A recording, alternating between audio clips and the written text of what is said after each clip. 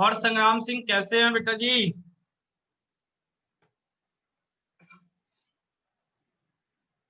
बढ़िया सर। बढ़िया। आप बढ़िया बढ़िया चल रहा है। कब खुलवा रहा है कोचिंग? बोलो, अभी खुलवा दे। खुलवा दो यार। नेता वेता बनो तुम लोग। नेता बनता तो सर इसकी पढ़ाई को लेते। नेता बनने के लिए पढ़ना नहीं पड़ता? किसने कहा? नेता बनने के लिए घोटाला करना पड़ता है। तो उतनी पहचान है अपनी। हाँ, नेता तो वही बनते हैं जो घोटाले कर पाते हैं। इसमें वो कितने लोग सपोर्ट कर रहे थे सुशांत सिंह राजपूत को? उसकी मर्डर मिस्ट्री सॉल्व हो गई।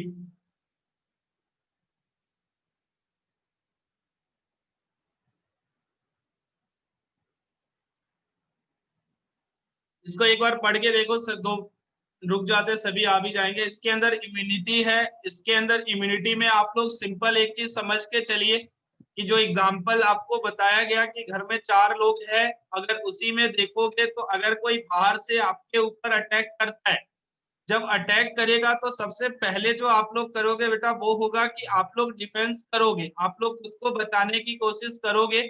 लेकिन एक टाइम ऐसा भी होगा जब उससे आप लड़ नहीं पाओगे। जब लड़ नहीं पाओगे तो आपको जो सपोर्ट लेना पड़ेगा वो बाहर से लेना पड़ेगा। आपको चिल्लाना पड़ेगा तो आपके आजू बाजू के लोग आपके पास आएंगे, या आप पुलिस को कॉल करोगे तो वो आपके सपोर्ट करने को आएंगे। तो इम्यूनिटी का मतलब भी वही एक तरीके से होता है बेटा कि कोई भी एक ऑर्गेनिज्म है, उसके अंदर एक जो आपका फाइट करने की एबिलिटी होती है, अगर कोई भी पैथोजन इंटर करता है तो उसी को आप लोग इम्यूनिटी बोलते हो। और इसके अंदर जो देखिएगा तो इम्यूनिटी में इन्वॉल्व जो होगा वो आपका इम्यून सिस्टम होता है। तो इम्यून सिस्टम में बहुत सारे सेल्स होंगे, जैसे उसके बाद स्प्लीन है, थाइमस है, बोन मैरो है। तो ये सारा मिलकर जो बना है वो आपका इम्यून सिस्टम बना हुआ है। तो सबसे जो फर्स्ट यहाँ पर आप लोग पॉइंट देखोगे तो वहां पर जो आपको डिफाइन किया गया है वो किया गया है इम्यूनिटी के बारे में। अब इम्यूनिटी जो देखिएगा तो सिंपल क्या है, ability of organism to fight against disease causing pathogens. तो जो भी आपके डिजीज कॉजिंग पैथोजेंस होगा, एक हमारे पास भी जो एबिलिटी है कि हम उससे फाइट कर सकते हैं, उसी को जो है आप लोग बोलते हो इम्यूनिटी। कोरोना के कंडीशन में बहुत बार सुना है जिसकी इम्यूनिटी अच्छी होगी वो जो है वो उतने अच्छे से सरवाइव कर पा रहा था, जिसकी इम्यूनिटी जो है वो वीक थी उसको जो है वो ज्यादा सफर कर रहा था। तो इम्यूनिटी आपके एक बॉडी की ही एबिलिटी है जो किसी भी पैथोजन के अगेंस्ट में फाइट करेगी। और इसमें जो बेटा इन्वॉल्व होगा वो होगा आपको इम्यून सिस्टम। तो body system which engaged in providing to organism, तो वो आपका इम्यून सिस्टम होगा। तो इम्यूनिटी जो है वो आपकी एबिलिटी हो गई, जो इन्वॉल्व होगा आपको इम्यून सिस्टम होगा। ये 2 पॉइंट यहाँ तक ध्यान रखिए। इम्यूनिटी को जो कैटेगरी की गई वो 2 में कैटेगरी किया गया। पहला जो है वो इनेट इम्यूनिटी है और दूसरा जो है वो एक्वायर्ड इम्यूनिटी है। इनेट इम्यूनिटी का मतलब क्या चीज है कि जो आपके जब बर्थ होगा तो आपके साथ ही वो देखने को मिलेगा। जैसे स्किन ले लो, स्किन जैसे देखिएगा तो आपका बर्थ होगा तो उसके साथ ही आपके पास जो स्किन है वो भी आपको प्रोटेक्ट करेगा। हाँ, एज पर भी डिपेंड करता है, वो बिल्कुल करता है। जो आपके जो एडल्ट होंगे जो फिजिकली फिट है उनकी इम्यूनिटी अच्छी होगी, जो थोड़े से ओल्ड एज होंगे उनकी इम्यूनिटी थोड़ी सी कमजोर होगी। तो वो चीज एज पे भी फैक्टर होता है, लेकिन आपको खाना पीना वगैरह अच्छे से खाना खाना पड़ेगा, क्योंकि हेल्दी रखना है तो आपको सारी चीजें जो है वो अच्छे से खाना पड़ेगा, तभी जाकर आप हेल्दी रह सकते हो। तो इसमें जो नेक्स्ट देखोगे तो आपका जो है वो इनेट इम्यूनिटी है। फर्स्ट जो कैटेगरी की गई वो आपको इनेट इम्यूनिटी की गई है। अब इसी में जब देखोगे, इसमें जब आप लोग इनेट इम्यूनिटी की बात करोगे तो यहाँ पर जो होगा बेटा कि ये जो है आपके बर्थ के टाइम से ही प्रेजेंट होगा। तो इसमें जब देखिएगा तो innate immunity is accomplished by providing different types of barriers. यहाँ पर आपको डिफरेंट टाइप्स ऑफ बैरियर्स देखने को मिलेंगे, जैसे कि आपको स्किन बोला गया। तो अगर आपका जो बैरियर्स होंगे तो वो क्या करेगा कि जो भी आपके फॉरेन एजेंट्स है या पैथोजेंस है आपके बॉडी में इंटर नहीं करने देगा। तो इनेट इम्यूनिटी आपके बैरियर्स होंगे जो आपके बॉडी के अंदर पैथोजेंस या डिजीज कॉजिंग जो ऑर्गेनिजम्स होगा उसको एंट्री जो है वो नहीं करने देगा। और इनेट इम्यूनिटी इसको क्यों बोला जाता है कि ये जो है बेटा वो आपके बर्थ के टाइम से ही आपके बॉडी में प्रेजेंट होगा। तो इसीलिए इसको जो बोलोगे इनेट इम्यूनिटी होता है, क्योंकि जैसे ही आपका बर्थ होगा उसके साथ ही आपको देखने को मिलेगा, जिस कारण से ये जो है वो इनबॉर्न इम्यूनिटी भी है। जैसे ही बॉर्न होगा, किसी का भी जन्म होगा तो उसके साथ ही ये चीजें होंगी। ये जो होता है वो किसी भी के लिए स्पेसिफिक नहीं होता है। अगर ये बात करोगे कि अगर स्किन है तो ऐसा नहीं है कि किसी को अलाउ करेगा किसी को नहीं करेगा, तो ये सारी जो होते हैं वो नॉन स्पेसिफिक होता है, ये पर्टिकुलर किसी के लिए डिजीज के लिए नहीं होता है। तो इनेट इम्यूनिटी जो है वो हमारे बर्थ के टाइम से प्रेजेंट होगा। उसके बाद जब देखोगे तो ये जो होगा वो आपका नॉन स्पेसिफिक डिफेंस आपको मैकेनिज्म है। आपको जो है वो डिफेंस जो है एक्सटर्नल फैक्टर मींस कैसा बेटा, एक्सटर्नल फैक्टर का मतलब क्या बोलने का, कुछ एग्जांपल दीजिए तो आदित्य क्लियर हो पाएगा। अब इसी में जो एक देखोगे बेटा तो आपका जो बात करते हैं वो लाइन ऑफ डिफेंस है। अब लाइन ऑफ डिफेंस में जब देखोगे तो यहाँ पर आपको जो है वो दिखेगा first line of defence, second और थर्ड लाइन ऑफ डिफेंस। यहाँ पे 3 लाइन्स ऑफ डिफेंस आपको देखने को मिलेगा। तो यहाँ पर जो फर्स्ट लाइन है बेटा उसके अंदर फिजिकल और फिजियोलॉजिकल बैरियर्स होंगे।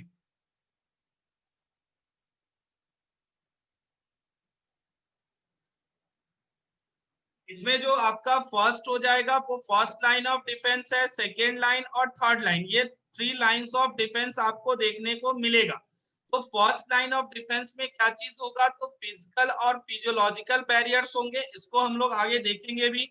सेकेंड लाइन में सेलुलर या साइटोकाइनिन बैरियर्स होगा और थर्ड लाइन में जो होगा वो एक्वायर्ड इम्यूनिटी होगी।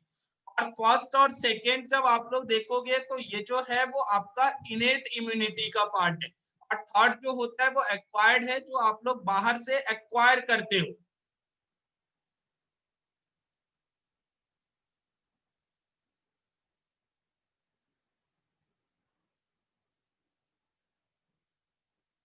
देखिए बेटा हाइब्रिड वेजिटेबल्स नहीं होता, जब भी आप लोग कंजप्शन करोगे तो हेल्दी फूड का होना चाहिए।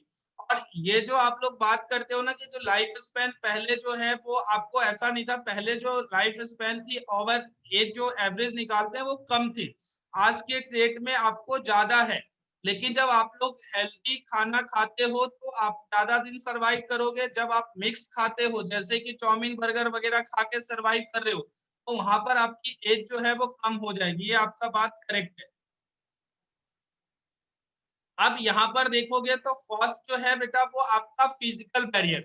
अब फिजिकल बैरियर जो देखेंगे तो ये जो पार्ट है वो किसका है, तो इनेट इम्यूनिटी का है, जो आपके बर्थ के साथ आपको देखने को मिलेगा।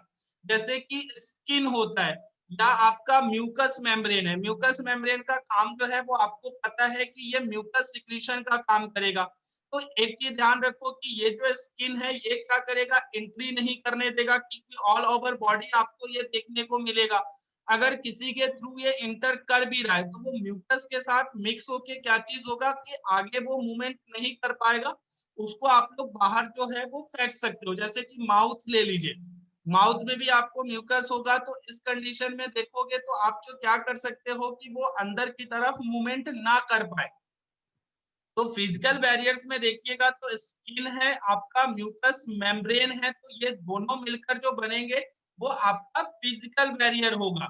तो इसी में जब देखोगे तो म्यूकस क्या चीज होता है, तो म्यूकस मेम्ब्रेन जो होता है वो सिक्रीट करता है आपको विस्कस म्यूकस को सिक्रीट करता है, जो क्या चीज करेगा कि जो भी आपका हार्मफुल सब्सटेंस या फॉरेन सब्सटेंस या पैथोजेन है उसको वो ट्रैप कर लेता है, जिससे वो आपको बॉडी के अंदर इंटर नहीं कर पाएगा। तो यहाँ पर स्किन और म्यूकस मेम्ब्रेन दोनों जो है वो आपके फिजिकल बैरियर्स है, जो आपको क्या चीज करेगा कि कोई भी पैथोजेन को बॉडी के अंदर हमारे इंटर नहीं करने देगा। और ये कहाँ कहाँ मिलेगा, रेस्पिरेटरी हो गया, गैस्ट्रो इंटेस्टाइनल और यूरिनोजेनिटल ट्रैक्ट जो होता है उस रीजन्स में आपको ये देखने को मिलेगा कि उसके थ्रू वो एंटर ना कर पाए, क्योंकि म्यूकस मेम्ब्रेन होगा तो वो आपको म्यूकस का सिक्रीशन करेगा जो वो पैथोजन को वो ट्रैप कर लेता है। तो ये आपका फिजिकल बैरियर है। इसी में जब देखोगे तो फिजिकोलॉजिकल बैरियर्स है। कोई भी अगर पैथोजन इंटर करेगा बेटा तो उसको एक टेम्परेचर होता है जिससे वो ग्रो कर सकता है। तो इसमें जब फिजियोलॉजिकल बैरियर की बात करोगे तो बॉडी टेम्परेचर भी मैटर करता है, क्योंकि सारे जो पैथोजन है वो हमारे बॉडी टेम्परेचर पे ग्रो नहीं करते, तो नॉर्मली क्या है कि उनकी ग्रोथ नहीं हो पाएगी। इसी में जब देखोगे तो पीएच ऑफ बॉडी फ्लूइड्स, जो बॉडी फ्लूइड्स का पीएच होता है वो भी आपको डिपेंड करता है कि उसको ग्रो ना होने दे, क्योंकि सारे जो है वो सेम पीएच पे ग्रो नहीं करते हैं। जिसमें आप लोग देखोगे तो इसके अंदर वेरियस बॉडी सिक्रीशन भी होता है, वो भी क्या करेगा कि आपके जो पैथोजेंस है उसकी ग्रोथ नहीं होने देगा। जैसे कि एक एग्जांपल ले लो स्टमक में। स्टमक में आप लोगों ने पढ़ा कि वहां पर जो सिक्रीशन होता है वो HCl का होता है, हाइड्रोक्लोरिक एसिड का सिक्रीशन होता है। तो हाइड्रोक्लोरिक एसिड जब सिक्रीट करेगा बेटा तो उसका फंक्शन क्या था? पहला जो फंक्शन आप लोगों ने पढ़ा था कि वो पेप्सिनोजेन को एक्टिव करके पेप्सिन में कन्वर्ट कर देगा। दूसरा फंक्शन क्या चीज था कि जो भी माइक्रो ऑर्गेनिजम्स होंगे उसको वो किल करने का काम कर रहा है। तो ये तो ऑलरेडी हमारे बॉडी में जो है वो हाइड्रोक्लोरिक एसिड स्टमक में है जो ग्रोथ नहीं करने देगा। तो ये भी जो है वो आपका फिजियोलॉजिकल बैरियर ही है। तो यहाँ पर जब एग्जाम्पल्स देखिएगा तो वो आपको दिया भी क्या है कि जो आपका फर्स्ट है वो HCl है। HCl क्या करता है कि आपको जो है माइक्रो ऑर्गेनिजम्स है उसको आप लोग क्या करता है ये किल कर देगा। तो यहाँ पर सिंपल जब देखोगे तो HCl भी आपको एग्जांपल यहाँ पर दिया गया है। ठीक है, HCl क्या करेगा तो माइक्रो ऑर्गेनिजम्स होंगे उसको ये किल कर देगा। बाइल भी जो होता है बेटा वो आपको जो है माइक्रोब्स को ग्रोथ जो है वो इनहिबिट करता है, ग्रोथ नहीं करने देता है। तो बाइल भी यहाँ पर फिजियोलॉजिकल बैरियर है। अब इसी में देखोगे तो हमारे बॉडी में जो गट होता है उसके अंदर कुछ गुड बैक्टीरिया होते हैं जो बैड बैक्टीरिया को ग्रो नहीं करने देते, क्योंकि बैक्टीरिया हमारे बॉडी में है लेकिन वो हमारे बॉडी को नुकसान नहीं कर रहा है, तो वो गुड बैक्टीरिया है। लेकिन जब कोई हार्मफुल बैक्टीरिया जो बैड बैक्टीरिया है अगर वो इंटर करेगा तो उसको जो क्या करेगा वो कॉम्पिटिट करेगा और उस कंडीशन में जो है कि उसकी ग्रोथ जो है वो नहीं करने देगा। तो गुड बैक्टीरिया जो है वो भी हमारे बॉडी में फिजियोलॉजिकल बैरियर हो गया। इसी में जब देखोगे तो आपको जो दिखेगा वो लाइसोसोम्स, लाइसोसोम में क्या होता है एंटी बैक्टीरियल एंजाइम्स होते हैं। और ये जो है वो कहाँ पर होगा तो सलाइवा में भी होता है और टीयर्स में भी होता है, दोनों में होता है। तो ये क्या करेगा कि जो भी आपका बैक्टीरिया है उसके ऊपर अटैक करेगा और उसके सेल्स को डिसॉल्व कर देता है। तो ये भी एक आपका फिजियोलॉजिकल बैरियर्स है।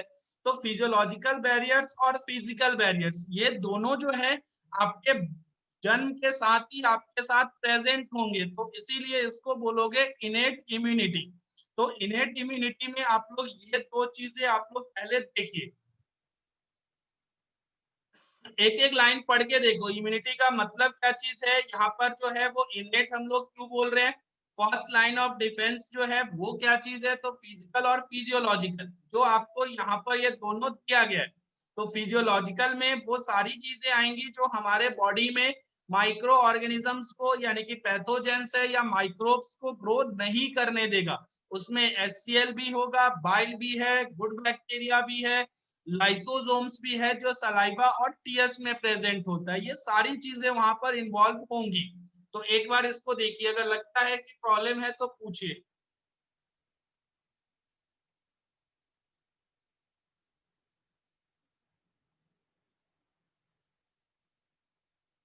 इसको एक बार देखिए, फिर जो है इसके जब आगे बढ़ोगे तो वो जो आपको दिखेगा वो सेलुलर बैरियर्स दिखेंगे। अब सेलुलर बैरियर्स की बात करोगे तो इसमें क्या चीज है कि जो आप लोगों ने पढ़ा हुआ है, ठीक है। अब इसमें जब देखिएगा तो सेलुलर बैरियर्स में क्या क्या आपको देखने को मिलेगा, तो इसमें जो देखने को मिलेगा कि डब्ल्यूबीसी लाइक जो है पीएमएनएल का आपको फुल फॉर्म जो है क्लास 11 से मिल जाएगा। तो न्यूट्रोफिल्स है लाइक पीएमएल न्यूट्रोफिल्स, जिसके अंदर पॉलीमॉर्फो न्यूक्लियर ल्यूकोसाइट्स है, क्योंकि पीएमएल जो होता है वो पॉलीमॉर्फो न्यूक्लियर के लिए हम लोग यूज कर रहे थे। इसमें आपको जो है वो मोनोसाइट्स भी होगा और नेचुरल किलर सेल्स भी होगा। तो इसमें जब देखोगे तो सेलुलर्स में क्या चीज होगा, आपको दो देखने को मिलेगा। जब फर्स्ट देखोगे तो फैगोसाइटिक सेल्स होंगे, दूसरा होगा परफोरिन रिलीजिंग सेल्स। तो फैगोसाइटिक सेल्स जो होगा वो मैक्रोफाजेज है, न्यूट्रोफिल्स है। अब मैक्रोफाजेज वगैरह क्या करेगा, मान लीजिए कि बेटा यहाँ पर ये एक आपको मैक्रोफाजेज दे दिया गया। अब कोई यहाँ पर जो है वो बैक्टीरिया वगैरह यहाँ पर इंटर कर रहा है, तो ये क्या करेगा कि यहाँ पे ये जो लीजिएगा तो आपका बैक्टीरिया हो गया। तो ये जब इंटर करेगा तो आपको क्या चीज देखने को मिलेगा कि ये जो है आपके बॉडी के अंदर इंटर किया, सेल में इंटर करेगा। लाइसोसोम क्या चीज करेगा, इसको जो है वो डाइजेस्ट कर देगा, और डाइजेस्ट करने के बाद यहाँ से जो है वो वहां से बाहर कर देगा।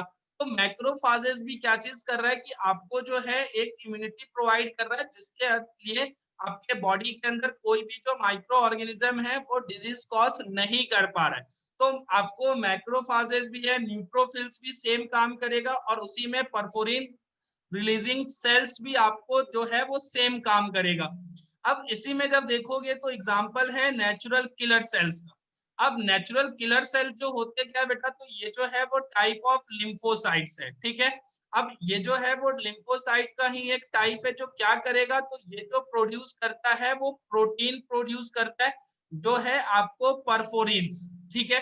अब परफोरिन्स का जो ये प्रोडक्शन कर रहा है, तो ये क्या करता है परफोरिन्स, तो परफोरिन्स जो करेगा बेटा कि ये जो है कि किसी भी पोर्स में प्लाज्मा मेम्ब्रेन जो होगा उसमें आपको पोर्स क्रिएट करेगा, और वो किसमें करेगा, तो ट्यूमर सेल्स में करेगा, नॉर्मल में नहीं करेगा। जो ट्यूमर सेल्स होंगे उसमें क्या करेगा, एक जो है परफोरिंग जो है आपको जो क्रिएट करेगा वो पोर्स का क्रिएशन करेगा। अब पोर्स जब क्रिएट हो गया प्लाज्मा मेम्ब्रेन में, तो उसके थ्रू क्या होगा, वहां पर वाटर जो है वो इंटर करेगा। अगर कोई भी प्लाज्मा मेम्ब्रेन है, पोर्स जो है वहां पर क्रिएट हुआ, तो उसके थ्रू जो आपको है वो वाटर यूज इंटर करेगा।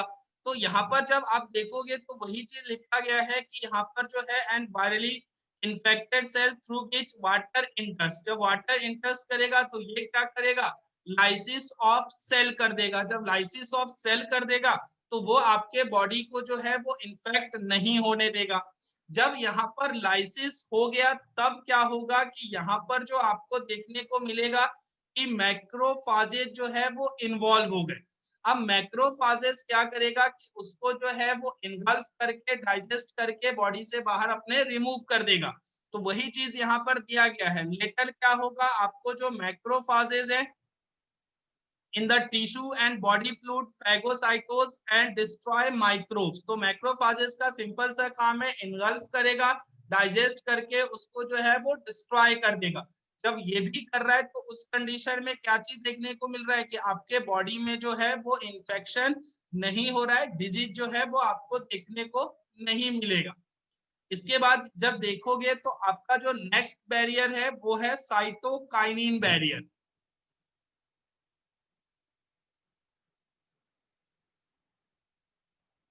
अब यहाँ पर देखिए, यहाँ पर जो साइटोकाइनिन बैरियर देखिएगा बेटा, तो यहाँ पर क्या चीज है कि यहाँ पर जो है वो है इट इंक्लूड्स इंटरफेरॉन्स। और इंटरफेरॉन्स जो है वो आपको जो है साइटोकाइनिन बैरियर्स में आते हैं। और इंटरफेरॉन्स जो होता है वो होता क्या चीज है, तो बेटा वो प्रोटीन्स होता है। और ये जो है कि आपका प्रोटीन्स है, जैसे अगर मान लो कि ये कोई भी एक सेल है, ठीक है, ये अगर देखा जाए तो वायरली जो है वो इन्फेक्टेड हो गया। जब वायरली इन्फेक्टेड होगा तो क्या करेगा कि ये जो है वो रिलीज करेगा परफोरिन्स, ठीक है। ये मेथड समझ लीजिए, जब ये रिलीज करेगा परफोरिन्स तो ये क्या करेगा कि आपका जो रेप्लिकेशन वगैरह होता है उसको जो है वो इनहिबिट कर देगा। जब रेप्लिकेशन वगैरह नहीं होगा तो आगे जो नंबर है वो इंक्रीज नहीं होगा। और इससे फायदा क्या होता है कि अगर एक सेल इन्फेक्टेड है, परफोरिन रिलीज कर रहा है, तो इसके जो आसपास के सेल है उसको वो इन्फेक्ट नहीं कर पाएगा। तो ये काम जो है वो परफोरिन्स करता है। तो देखिएगा तो लिखा भी गया, इट इंक्लूड इंटरफेरॉन्स, जो है आपको प्रोटीन्स होता है। तो इंटरफेरॉन्स जो होगा, सॉरी, इंटरफेरॉन्स रिलीज करेगा। तो इंटरफेरॉन्स क्या है, प्रोटीन है जो सिक्रीट कौन करेगा, जो वायरस इन्फेक्टेड सेल्स होगा वो आपको रिलीज करेगा। और इसका काम क्या चीज है कि जो अदर नॉन इन्फेक्टेड सेल्स है उसका प्रोटेक्शन का काम है फ्रॉम वायरल इन्फेक्शन। तो साइटोकाइनिन में इंटरफेरॉन्स है, जो आपको सेल इन्फेक्टेड हो चुका है वो आपको देखने को मिलेगा कि ये रिलीज करेगा और दूसरे सेल्स को जो है ये प्रोटेक्ट करेगा। अब कैसे करता है तो वो एक बार देखिएगा, तो आपको नीचे पॉइंट्स में वो भी दिया गया है कि यहाँ पर जब देखोगे तो वो जो आपको दिया गया है कि जो इंटरफेरॉन्स है वो क्या कर रहा है, तो इंटरफेरॉन्स जो है वो इनहिबिटरी क्या करेगा, इनहिबिट कर देगा वायरल रेप्लिकेशन को। जब वायरल रेप्लिकेशन आपका रुक गया तो यहाँ पर जो है कैसे रोकेगा, तो वो आपका सिंथेसिस ऑफ एंजाइम्स को नहीं होने देगा। जब सिंथेसिस ऑफ एंजाइम्स नहीं होगा और उसी में सिंथेसिस ऑफ प्रोटीन भी नहीं होगा, जो रिक्वायरमेंट किस चीज के लिए होगा, तो रेप्लिकेशन ऑफ वायरस के लिए। तो यहाँ पर अगर देखिएगा तो रेप्लिकेशन रोक दिया, प्रोटीन सिंथेसिस नहीं हो रहा है, तो जो भी आपकी रिक्वायरमेंट होती है रेप्लिकेशन ऑफ वायरस के लिए वो आपको पूरा नहीं है, कंप्लीट नहीं है, तो वो आपके बॉडी को यूज मतलब कि इन्फेक्ट नहीं करेगा। तो इसमें जब देखोगे तो यही इंटरफेरॉन जो होता है बेटा, ये यूज करते हैं वायरल जो भी डिजीज है उसको कंट्रोल करने के लिए होता है, लेकिन ये वायरस को किल नहीं कर सकता है। ये चीज है कि वायरस के रेप्लिकेशन नंबर को बढ़ने नहीं देगा, क्योंकि वहां पर आपको प्रोटीन सिंथेसिस वगैरह इनहिबिट करेगा, लेकिन ये वायरस को जो है वो किल नहीं करता है। तो ये सारे जो होते हैं वो इनेट इम्यूनिटी होता है, जो आपके बॉडी में आपके जन्म के साथ ये चीज देखने को मिलेगा। उसके बाद सेकंड जो होता है वो एक्वायर्ड होता है। तो पहले आप लोग इनेट जो है वो क्लियर कर लीजिए। इनेट का एक एक पॉइंट देखो पढ़ के, अगर वहां से वो क्लियर हो गया तब जाकर हम लोग एक्वायर्ड की बात करेंगे।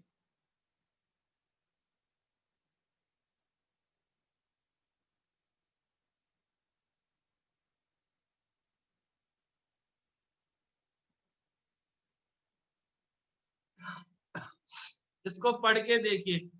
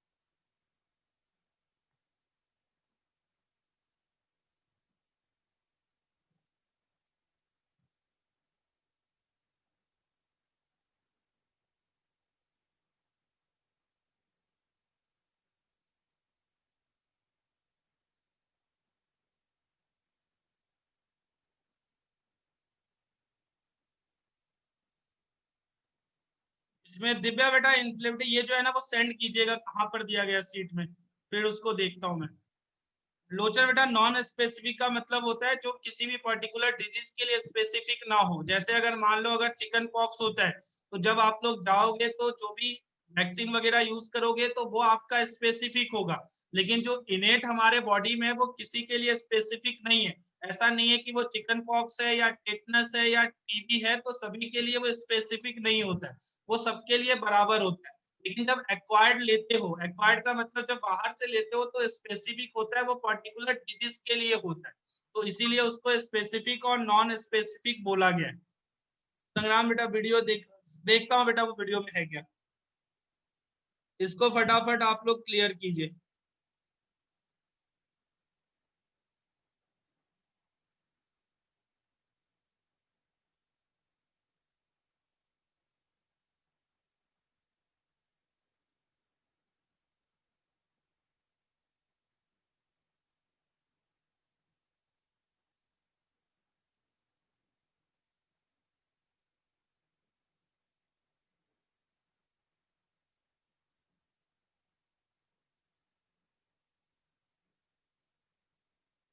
ये जो दिव्या बेटा इसको रुक जाइए, ये चैप्टर में पढ़िएगा आगे, यहाँ पर ये नहीं है आपके पास, ये जो है वो पढ़ोगे, इसके लिए रुक जाइए थोड़ा। ये आप लोगों को पढ़ना है, पढ़ोगे आगे पढ़िएगा, अभी यहाँ पे नहीं उसके बारे में सोचिए। लेकिन ऐसे सिंपल समझोगे तो वो सारे पॉइंट्स इसके लिख कर दिए गए हैं। जब आपका कोई भी इसके अंदर बोला गया है कि अगर कोई भी बैक्टीरिया वायरस इंटर करेगा, अगर वो इंजर्ड जगह है जैसे कि स्किन वगैरह हो गया, तो वो क्या करेगा, तो वो जो प्रोड्यूस करेगा वो आपको टॉक्सिक सब्सटेंस करेगा, जो क्या करेगा, अदर सेल्स को भी किल करेगा। तो इन्फ्लामेटरी वेरियर्स का है कि अगर वहां पर इंटर करेगा तो वो आपको जो भी वायरस वगैरह है वो आपके बॉडी के अंदर जो है वो टॉक्सिक सब्सटेंस प्रोड्यूस करेगा, जो दूसरे सेल्स को डैमेज करेगा। तो ये चीज आप लोग पढ़ोगे, थोड़ा वेट करिए अभी। इतना पहले आप लोग क्लियर कीजिए, इतना क्लियर है तो फिर इसके आगे बढ़ा जाए। इसके आगे जब आप लोग देखोगे तो यहाँ पर जो नेक्स्ट है वो है एक्वायर्ड। एक्वायर्ड में सिंपल याद रखोगे तो एक्वायर्ड जो होता है बेटा, वो आप लोग जो है वो बाहर से आफ्टर बर्थ जो है वो एक्वायर करते हो। तो वहां पर आप लोग देखिएगा भी तो डेफिनेशन जो लिखा गया है कि एक्वायर्ड का वो है gained after birth and is pathogen specific. तो यहाँ पर जो आप लोग देखोगे तो सबसे पहले जो होगा कि एक्वायर्ड में ये चीज याद रखोगे कि ये जो होता है आप लोग बर्थ के बाद गेन करते हो, बर्थ के बाद गेन करते हो, और ये जो होता है वो स्पेसिफिक होता है, ठीक है। अब एक चीज ना थोड़ा सा यहाँ पर समझिए कि जब आपके लाइफ में फर्स्ट टाइम अगर कोई भी डिजीज जो है वो आपको होती है, तो आपके बॉडी में क्या चीज होता है कि वो उससे जो है वो लड़ने का कोशिश करता है, जिसमें बी एंड टी सेल्स होते हैं, जिसके अंदर इन्वॉल्व जो होगा वो दो सेल्स होंगे, बी एंड टी सेल्स। तो उस समय क्या चीज होगा बेटा कि थोड़ा सा टाइम लगता है, और टाइम लगेगा उसके बाद जो है कि आपका जो बॉडी है तो थोड़ा सा सिक फील कर सकता है, थोड़ी सी वो डिजीज आपको होगी, सिम्टम्स आपको दिखेंगे।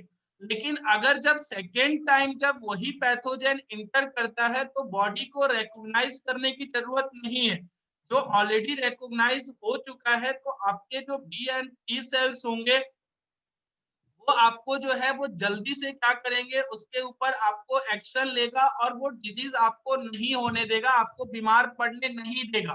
तो जब आपका फर्स्ट टाइम रिस्पांस होता है तो उसको प्राइमरी रिस्पांस बोलते हैं, जब सेकेंड टाइम वही आता है तो वो सेकेंडरी रिस्पांस होता है। तो इसमें जब देखिएगा तो वही दिया गया, gained after birth and pathogen specific, ये जो होगा वो पैथोजेन स्पेसिफिक होता है।